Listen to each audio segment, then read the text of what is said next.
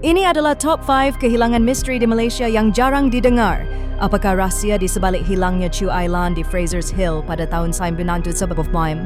Beliau didakwa hilang sewaktu berjalan-jalan berhampiran sebuah resort, meninggalkan keluarga dan rakan-rakan terpinga-pinga. Tiada bukti kukuh ditemui, malah usaha mencari menemui jalan buntu. Ada yang berkata bahawa dia mungkin tersesat di kawasan berkabus tebal, sementara teori gaib juga dicetuskan. Hingga kini, misteri ini kekal tidak terjawab. Ramai masih tertanya-tanya, mungkinkah dia tersesat dalam hutan belantara? Mengapa sepasang pelancong Belanda itu tiba-tiba lesap tanpa sebarang jejak di Pulau Tioman pada tahun 2004? Kisah mereka bermula sebagai percutian idaman namun bertukar tragedi apabila bot yang dinaiki ditemui tanpa penumpang. Ada saksi mendakwa melihat mereka berjalan ke kawasan hutan tetapi pencarian intensif gagal menemui sebarang petunjuk. Ramai berteori kemungkinan mereka dikorbankan atau mungkin mengalami kemalangan tragis. Hingga hari ini, nasib pasangan itu masih diliputi kabus misteri. Bagaimana seorang pelajar bernama Yahya Ayash boleh hilang secara tiba-tiba di Johor Bahru pada era 2010?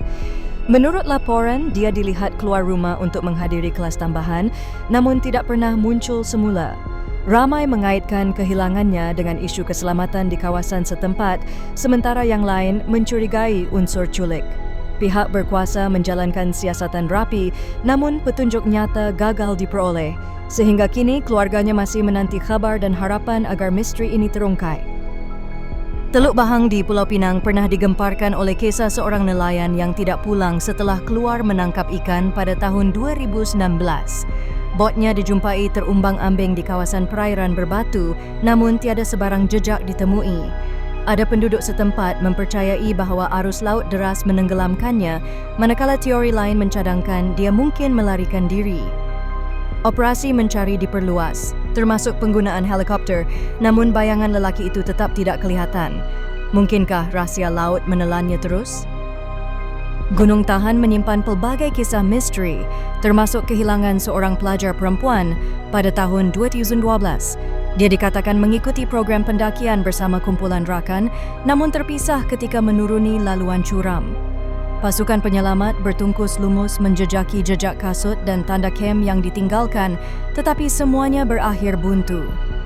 Sesetengah pihak berpendapat dia mungkin terperangkap dalam jurang atau gua tersembunyi. Meski pelbagai teori diketengahkan, kehilangan gadis ini masih belum menemukan jawapan pasti.